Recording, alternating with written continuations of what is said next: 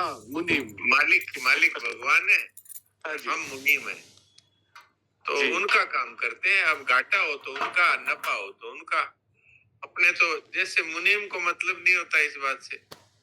मुनीम तो अपना कर्तव्य करता है। तो इसी तरह से न तो उसका कोई कंपनी से ममता होती है, न कोई कामना होती है। उनको तो अपने सेठ की आज्ञा का पालन करना है और कंपनी में किस तरह से अच्छा कार्य हो ये करना है। तो इस तरह से हम भगवान का कार्य है वो अच्छे से अच्छे ढंग से करें, विधि पूर्वक करें, प्रसन्नता पूर्वक करें, भगवान की प्रसन्नता के लिए करें। ऐसा कुछ न करें जिससे मालिक नाराज हो, अर्थात कोई भी झूठ कपट चोरी बेईमानी इत्यादि ना करें। तो मुनीम बन करके करें तो फिर अपने आप ही हमें परमात्मा की प्रसन्नता प्राप्त होती है और वही परमात्मा की प्राप्ति का मूल साधन है। जी हाँ डॉक्टर साहब, एक तो मुनीम होता है जो एक अपना पगार लेके उसको कोई ये नहीं होता है कि भाई चलो हमको तो अपना काम करना है। एक दूसरा होता है वफादार मुनीम जो हाँ, अपने को तो वफादार मुनीम में बनना है। हाँ, तो वफादार मुनीम में तो फिर इमोशंस ऊपर नीचे तो होएगा डॉक्टर साहब। नहीं, इमोशंस अगर हम भगवान के कार्य में किसी प्रकार का नुकसान ना हो ऐसी कोशिश करें तो कोई अर्जा नहीं है। लेकिन उसमें हम कंपनी को अपना मान लें और फिर ममता और कामना रखते हुए करेंगे तो फिर वो सही नहीं होगा। नहीं, अपना मानने की बात नहीं है। यहाँ पे भगवान का वफादार मुनीम जो होता है, भगवान को घाटा आता है तो उसको दुख होता है, नहीं होता है? हाँ, भगवान के काम में कोई अपनी त्रुटि हो तो उसको तकलीफ होती है। घाटे नफे में वो चिंता नहीं करता क्योंकि वो तो भगवान का काम है, अपनी पूरी चेष्टा की है। अब जो भगवान चाहे वैसा ही होगा, इसलिए वो सुखी दुखी नहीं होता।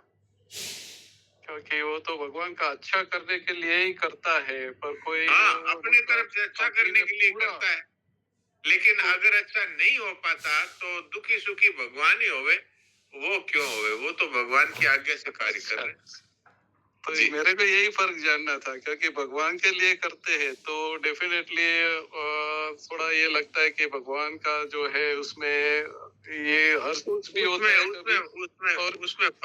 उसमें फर्क ये है हाँ। कि यहाँ जो संसार का सेठ होता है वो उसमें तो शक्ति नहीं है, वो सर्वज्ञ नहीं है, वो सर्वसमर्थ नहीं है और वो जानता नहीं है कि क्या होने में मंगल है।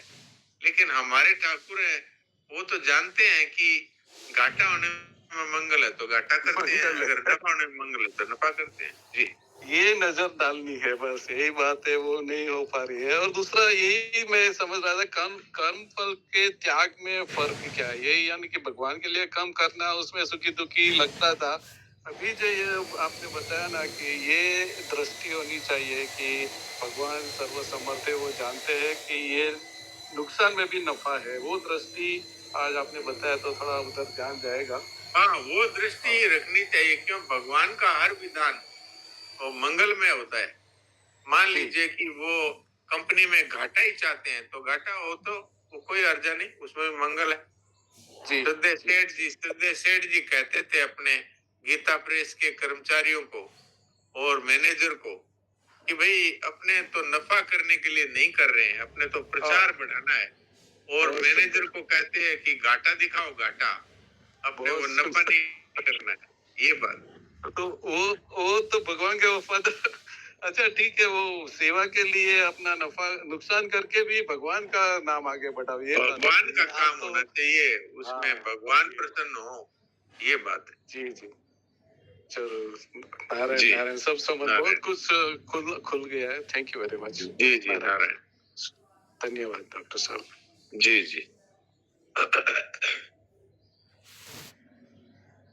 राम राम डॉक्टर साहब, ये मानव संबंध किसको करेंगे?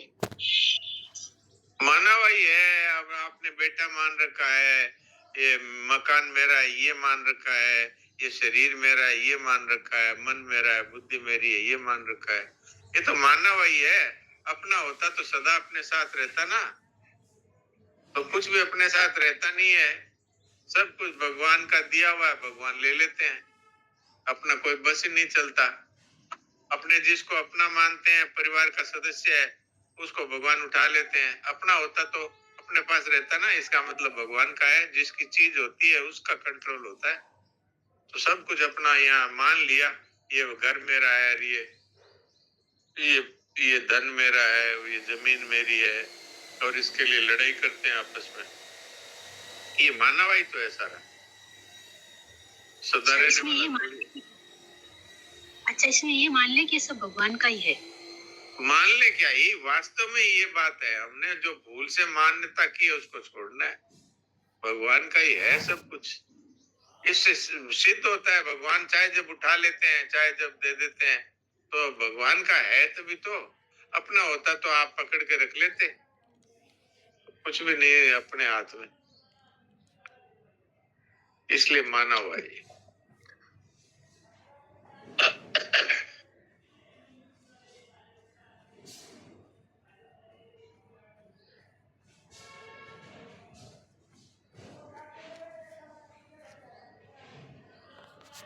प्रणाम डॉक्टर साहब, प्रणाम। प्रणाम दामा जी।